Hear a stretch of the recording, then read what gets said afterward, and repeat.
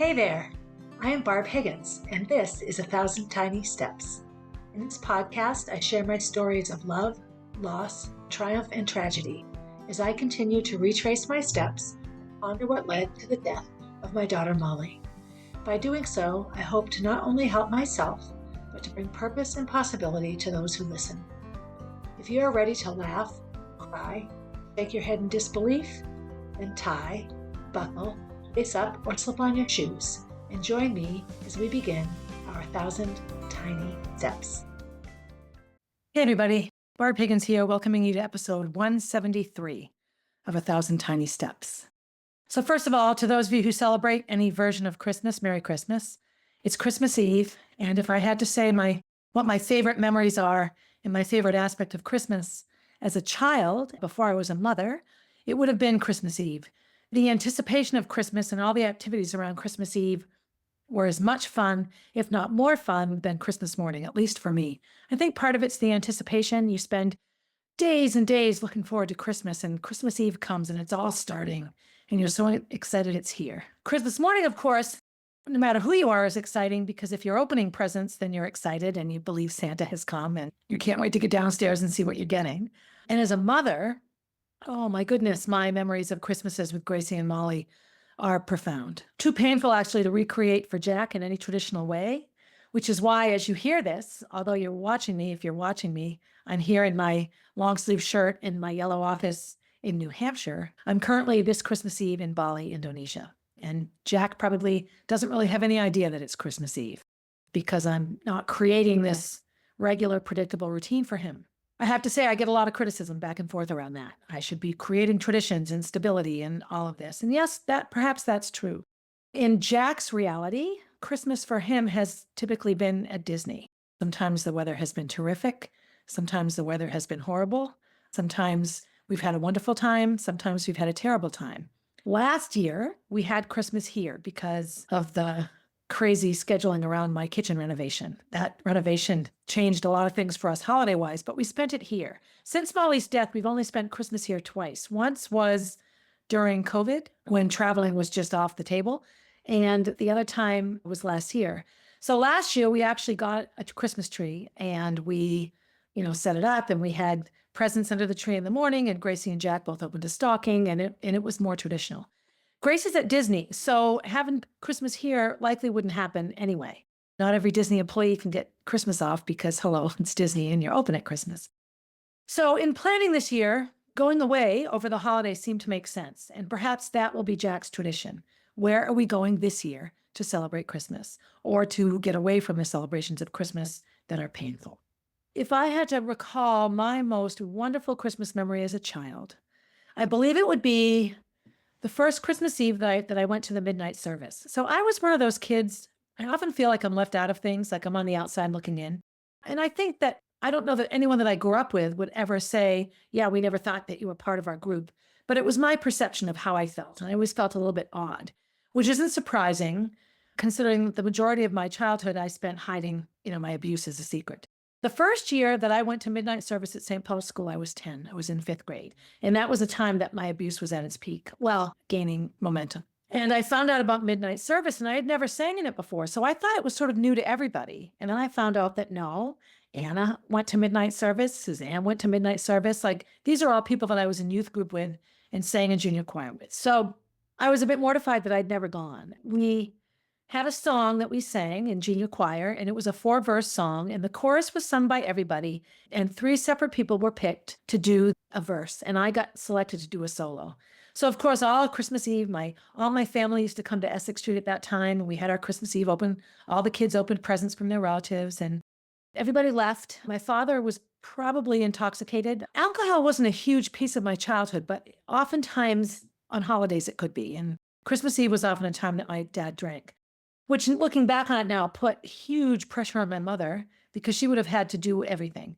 As a mother who is in charge of Christmas in my own home when Gracie and Molly were little, this was a repeated pattern. There were several times that we got back from Christmas Eve celebrations wherever, whether it was here in our neighborhood or we had gone somewhere and Kenny would go to sleep and I'd set everything up by myself, which I enjoyed. I enjoyed doing it, but it wasn't lost on me that I was doing it myself. So these are things I don't miss about Christmas. But I remember my mother bringing me to St. Paul's Church and dropping me off and coming back and getting Jonathan and Johanna settled in their beds and Rick, everyone settled. And she came back so that she could hear me sing because I wanted her to hear me sing. And she was sitting, I remember sitting up in the reredos, which is in front of the altar. The pews that we sat in were a bit elevated from the main congregation. And my mom watched me, I could see her, and I sang my song. The junior and senior choir would both march around the church. At the Christmas service, midnight service, it was Hark the Herald Angels Sing. And then we did it again at Easter as well. So I sang my solo, went through midnight service, and my mother left shortly after because she needed to get back. And so when I got home, I got a ride home from someone else. And when I got home, she was, of course, setting everything up. Now, age 10, she was smart enough at that time that she put everything out that was from Santa. So she could say, look, when I got back, he'd come. And I wanted so desperately to stay a child and be innocent and unafraid. So I believed it. But I saw my cross-country skis because I'd gotten a pair of Nordic skis for Christmas, and I was so excited. I saw all these things ahead of time.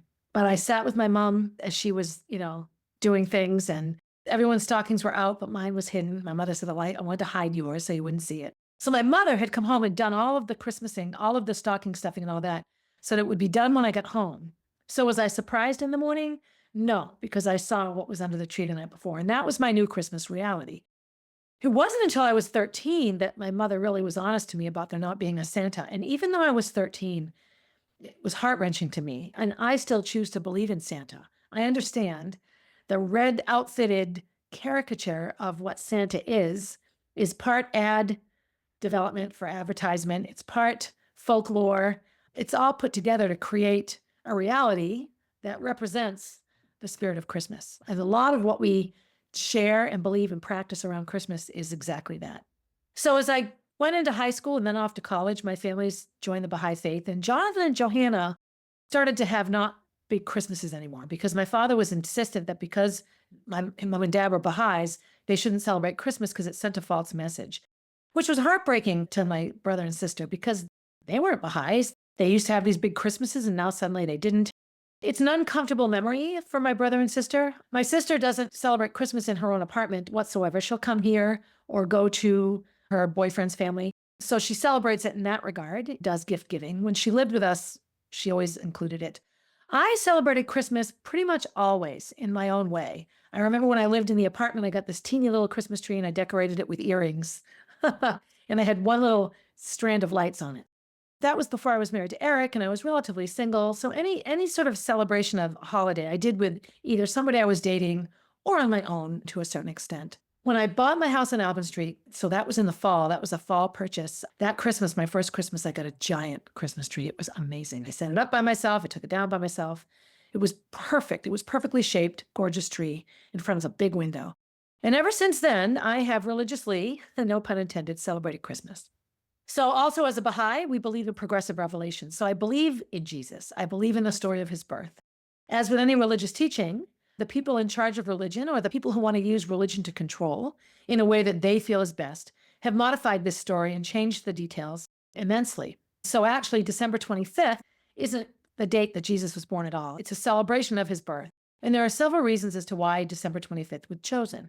I will say it was the Roman Catholic Church that decreed that his birth would be celebrated on December 25th. It's the Roman Catholics' version of Jesus's birth, which most other Christian religions have sort of adopted. And many Christian religions have come from groups of people that left the Roman Catholic Church. The divide of the church, so it was Catholic and Protestant.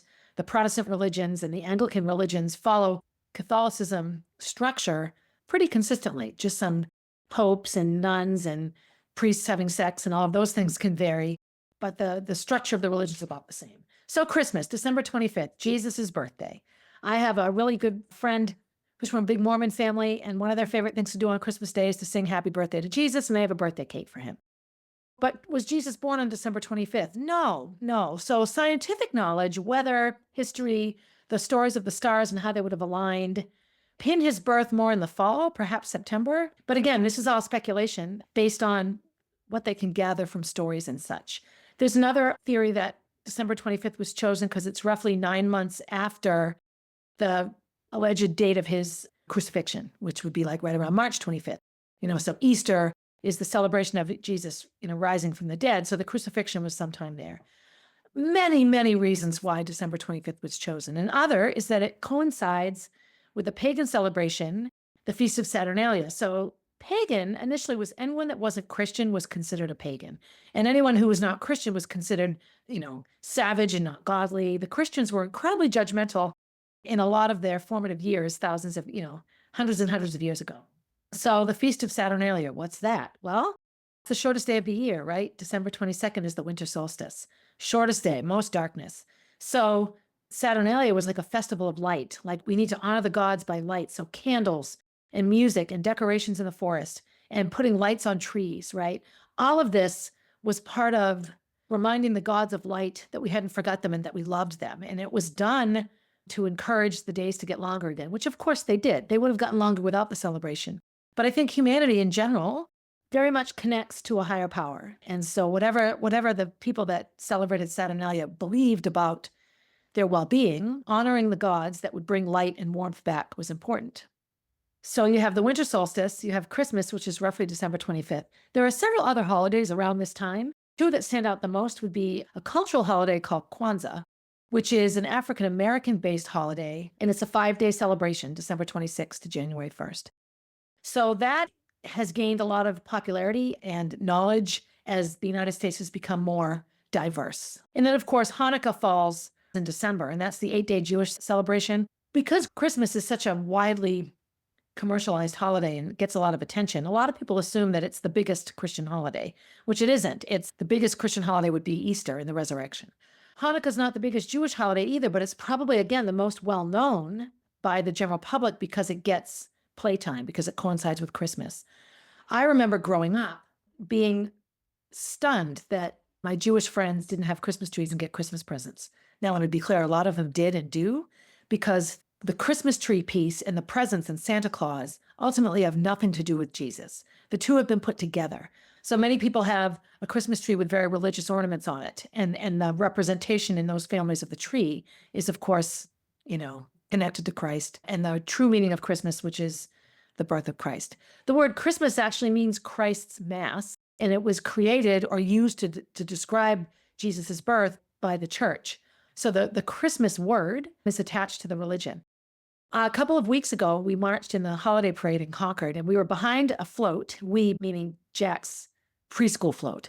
And there was this continuous recording about, let me tell you the real meaning of Christmas. And it was a float that was put on by a local church, a very fundamentalist Christian church. And it was very much talking about the fact that Christmas really had nothing to do with Santa and getting presents. It was all about Jesus. It came off a bit judgy. Now, of course, I'm going to take it that way because I'm feeling like I'm being judged for celebrating Christmas, even though I'm not a Christian. So that was my reality listening to it. They also gave bags and bags of candy all throughout the parade to kids on the side. So they certainly weren't averse to giving presents as they replayed their message again and again. And they had people on the float sing, which was wonderful. They sang Christmas carols. And of course, their carols were very, very religious in nature. Hark the Herald Angels sang, You Came Upon a Midnight Clear.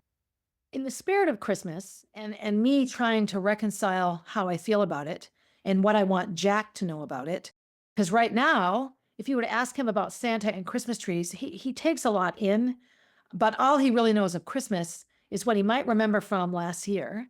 And then the Christmas shows that we watch. So Home Alone 1 and 2 of his favorite movies. Kenny has gotten him hooked in now to the Santa Claus with Tim Allen. So now, but that's really based on Santa, not on Jesus and the religious history of the holiday. In wondering and thinking about my theme of lies told about Christmas, I don't know that anyone out and out lies. I mean, to someone that's not Christian, the idea that little children are told that Jesus's birthday is December 25th could be considered a lie. I'm actually not sure that in Sunday school classes, they say that the date is hard and fast.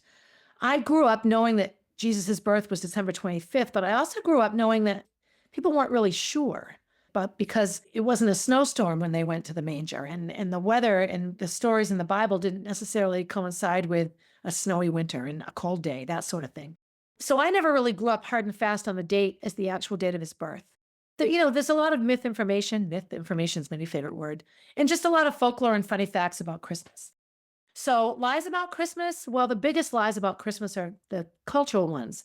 the elf on the shelf and Santa and the things that are around the social and cultural realities of Christmas. But for the purposes of this episode, when I looked up lies about Christmas, all of the websites that I went to sort of gave me fun facts that you might not have known. So I'm going to go through some of them just because it's Christmas. And if you're listening today, Happy Christmas and Merry Christmas. Or as Ray Raymond would say from Everybody Loves Raymond, Happy Christmahana Kwanzaa, to get it all in there. The tallest ever Christmas tree displayed was in Seattle, Washington, measuring 220 feet tall.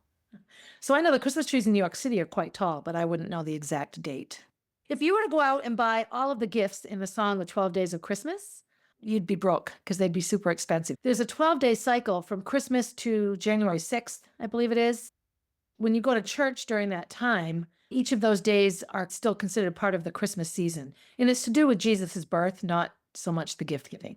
The candy cane was invented in Germany, and it was in the shape of a J. Now we think of it upside down now, so it's more like a hook. You can hang it on a tree that way. But the J was for Jesus, and the red signified not like, oh, it's a Christmas color, not the red in Santa's suit.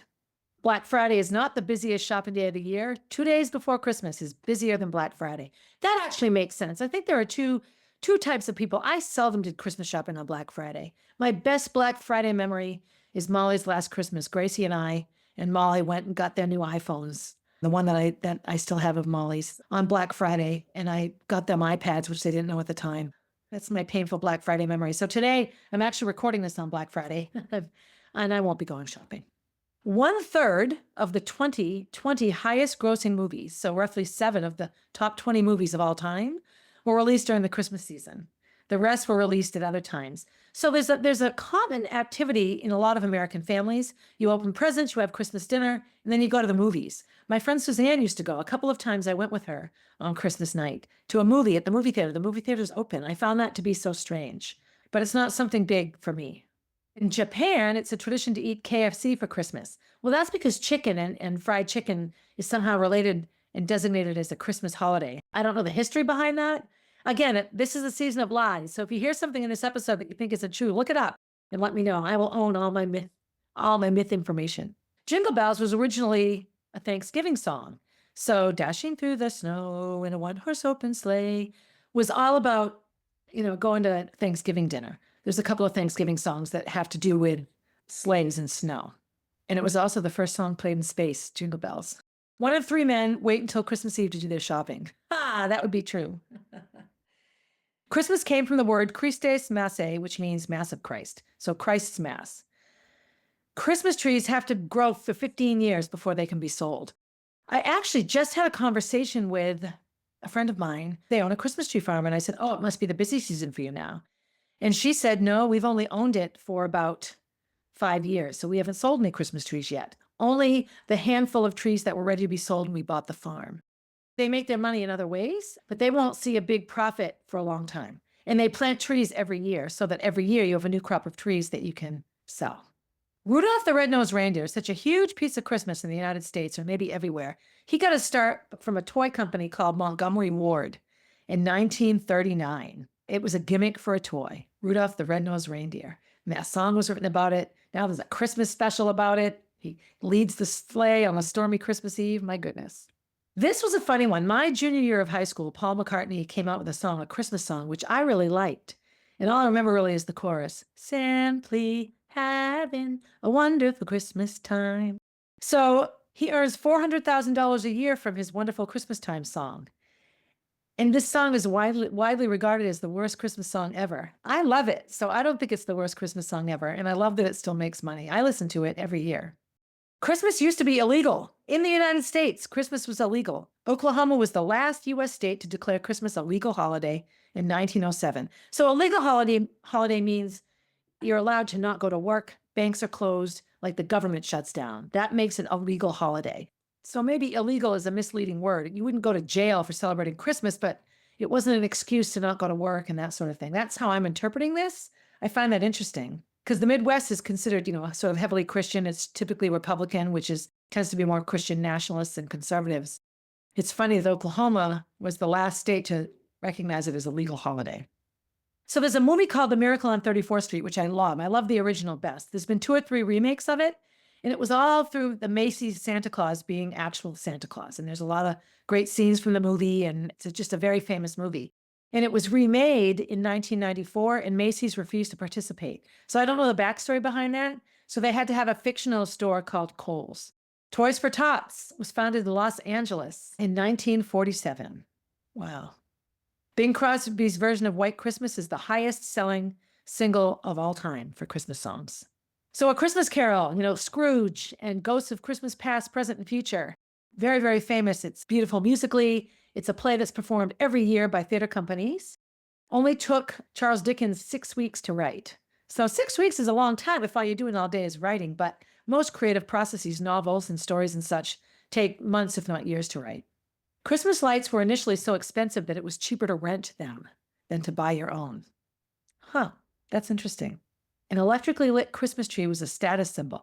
So prior to electrically lit Christmas trees, there were candles, and you lit them at night and you didn't leave the room. They were in these candle holders on the trees.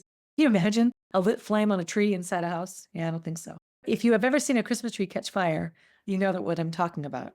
Ding, ding, ding, ding, ding, Salvation Army collecting change at Christmas. The fact that less and less people use money, and I'll talk about this in an episode around Lies Around Money, has made these donations plummet in recent years because not a lot of people are carrying money with them like they used to. I have friends that ring bells for the Salvation Army, and it's tedious now. The money isn't as good as it used to be. But the first Salvation Army collection took place in San Francisco's Oakland Ferry at the foot of Market Street. It was a large crab pot with a sign that said, "Keep the pot boiling." That's terrific. Wow. So Christmas is not the most romantic time. A Facebook study, so who knows how accurate this is, in 2010 revealed that 2 weeks before Christmas is the most popular time for couples to break up. Wow. I will say Molly's last Christmas, Kenny and I were in a horrible mess. I was getting sucked into a bad reality with Doug, and things with Roy and I were coming to a head, and Kenny and I were hardly talking. We weren't even really together at that time. We separated again for the second time shortly after Christmas 2015. But we were able to hit the pause button. I've talked about this before. Go back into my earlier episodes and listen to the Christmas episode. We hit the pause button and gave Gracie and Molly a wonderful Christmas. That I remember. In 2012, there were more than 15,000 holiday decorating injuries during November and December. Most common, you guessed it, falling off a ladder, falling off a chair, hanging something up, putting up lights. So in America, where do you think most of the Christmas trees are grown and produced? I know that Tom Arnold, who used to sell them here in Concord, got them from Canada, I believe. But in the United States, the top Christmas tree producing states are Oregon, North Carolina, Pennsylvania, Michigan, Washington State, and Wisconsin. Yay! They don't have long summers either, so that's interesting. The city of Vancouver, Canada, claims to be the birthplace of the first ugly Christmas sweater party. I was in Rite Aid the other day, and they had this nasty, ugly Christmas sweater hanging up. I almost bought it just for shits and grins. I'm in Bali right now. I don't need a sweater. But yeah, they're funny. The ugly Christmas sweater party. There's a wonderful fundraiser in New Hampshire for Make-A-Wish that's put on by a good friend of mine. It's the ugly sweater party. The first Christmas celebration on American land, American soil, was 1539 in Tallahassee, Florida. No trees, no presents, just a religious mass. So the December 25th date dates back a long time. So does Thanksgiving, actually, way before President Lincoln declared Thanksgiving anything. So it's sort of interesting. So the first Christmas celebration was in a southern state where it wasn't snowy or white. Funny. From performers to maintenance workers, approximately 220 people are hired for the Disneyland Christmas Parade. So I've been to Disney World several times now on Christmas, and there's no big Christmas parade. There's your standard performance parade. Disney World is never closed. It doesn't close for any holiday. It's open all the time, which makes sense because not everyone celebrates the same holidays. If they closed for Christian holidays, they would need to close for all holidays, and then they'd be closed, and that's not a moneymaker. Money, money, money, the grain. The word merry and Merry Christmas was not always accepted because being merry used to signify slight intoxication. It was like a slang term. Now it would be tipsy. Have a tipsy Christmas. So if that were the connotation of the word, I can see why people wouldn't like it. Highest grossing movie about Christmas since 1980. That's a long time. That's 44 years now. Jim Carrey's version of How the Grinch Stole Christmas. It came out in November 2000. It has grossed $260 million. Wow, that's a lot of money. for a movie I didn't care. Well, actually, the message of the movie was good. I didn't enjoy it all that much. Did you know there's a Santa Claus school? I did not know this until I was 2 years old. The Charles W. Howard Santa Claus School in Midland, Michigan hosts 130 Santas each year where they gather and learn about the history of St. Nick, popular toys, and Santa etiquette. That's hilarious. In 1980, the highest selling Christmas toy was a Rubik's Cube for $1.99. It now retails for $10. Wow. I remember when those came out. My brother Jonathan mastered it almost immediately. Me, not so much. The abbreviation of X in Christmas is not actually an abbreviation. The X stands for Chi, C-H-I, meaning Christ in Greek. And I had read that before, that it's not an abbreviation. It's just a different way of saying it. It's a more consistent Greek spelling. I don't know enough about written Greek language to know how accurate this is, but the derivation makes sense to me because Christmas, okay, is the X supposed to be the Crossmas? It didn't always make sense to me. The first batch of eggnog originated from medieval Britain's drink posset, a hot milky ale-like drink. I don't know how it got connected to Christmas, but it sure is. We always drank it. Kenny and I would play 2 or 3 Christmas CDs that we still have, and we'd have eggnog with our, a little rum in it or something. He'd make it in the blender. Molly and Grace would have plain eggnog, and we'd decorate the tree. I don't know that I've had eggnog since then. Maybe last year, I don't remember. The most popular theory of why we leave cookies and milk out for Santa is because Dutch children will leave food and drink out for St. Nicholas on his feast day. So St. Nicholas is one of the characters that Americans feel Santa Claus was derived from. St. Nicholas, St. Nick, Santa Claus, Sinterklaas.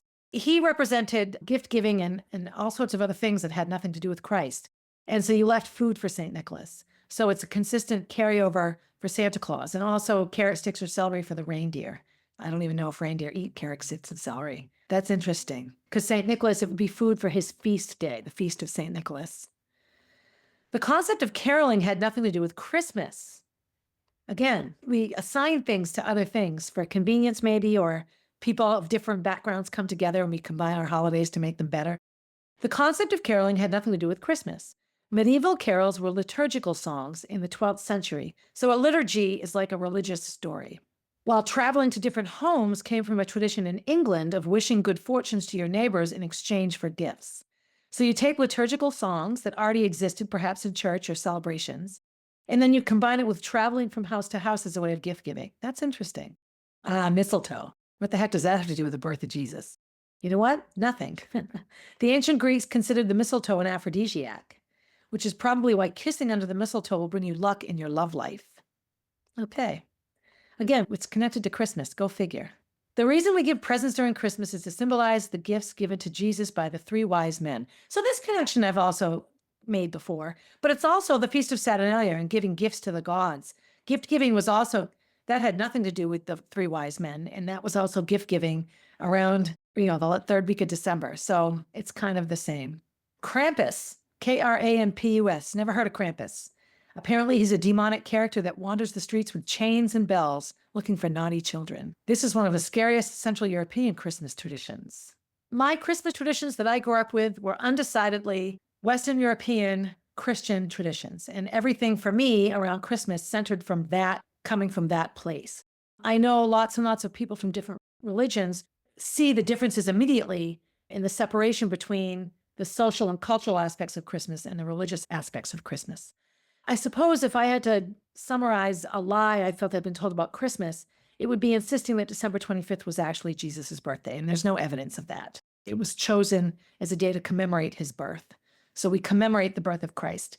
We also kept different calendars back then. It's why Easter changes so much, because it falls a certain number of days after other things, and so it doesn't always match the Gregorian calendar, which is the 12-month calendar. If it did, Easter would be on the same day no matter what, because it's the same. Christmas is always on December 25th, so wouldn't whatever happened be the same number of days? I don't know the specifics around why Easter travels like it does, enough to just share right now, but I do know that given how time was measured, there's no clear, concise proof that Jesus was born on December 25th. There's tons of proof that he was not. But the virgin birth and giving birth in the manger and all of this, Joseph and Mary did travel to Bethlehem. It was more for us participating in a census. There was no place for them to stay. He was delivered in a manger, which is a fancy word for a stall. He was, he was put there. That's where they were staying so that they were out of the, you don't sleep outside at night. It wasn't that it was the middle of winter. A lot of Christmas movies portray it that way. But, sometimes, like another thing I'm learning is that we create stories to explain things to us. And I'll be doing an episode on historical and irrelevancies and inaccuracies and myth information on movies that are based on real life, right? So that's a quick way of convincing you it's a real story and then letting the producer of the movie off the hook for putting a lot of stuff in it that's not true. So whatever Christmas is or isn't for you, I hope that as much of the world celebrates this wonderful day and a holy day if you're religious, I hope it's a good one for you. I hope you're happy. Gracie B, I love you, and Merry Christmas in Disney. And this is the first Christmas ever that we aren't together. You'll never forget this Christmas in that regard. And it might not be the best memory and the best part of it, but I do remember my first Christmas not coming home. I went to David's, my college boyfriend's, and spent Christmas Eve and Christmas Day at his house. And I remember it. It was maybe 1985, but I think 84. Merry Christmas. So be good to yourself. If you don't celebrate Christmas, so what? If you want to honor Christmas, go do something nice for yourself. Buy yourself a hot toddy or an eggnog. Sing a Christmas carol. Look at a beautiful tree somewhere. Be good to someone else. Wish your Christians and Christmas celebrating friends a Merry Christmas and send good thoughts their way. And as always, have a good day, everybody. Hey, thanks for listening and supporting the podcast. Feel free to leave a review and share my stories with your friends. Please reach out with your own stories, as I love connecting with my listeners. If you would like to get to know Molly, head over to mollybfoundation.org to see what she is all about. If you want to see what I'm up to next, you can find me on Instagram at barb_444, on Facebook as Barb Higgins, and at my website, 1000tinysteps.com. And while you're there, sign up for my newsletter, a weekly way to find out what's up in the life of Barb Higgins.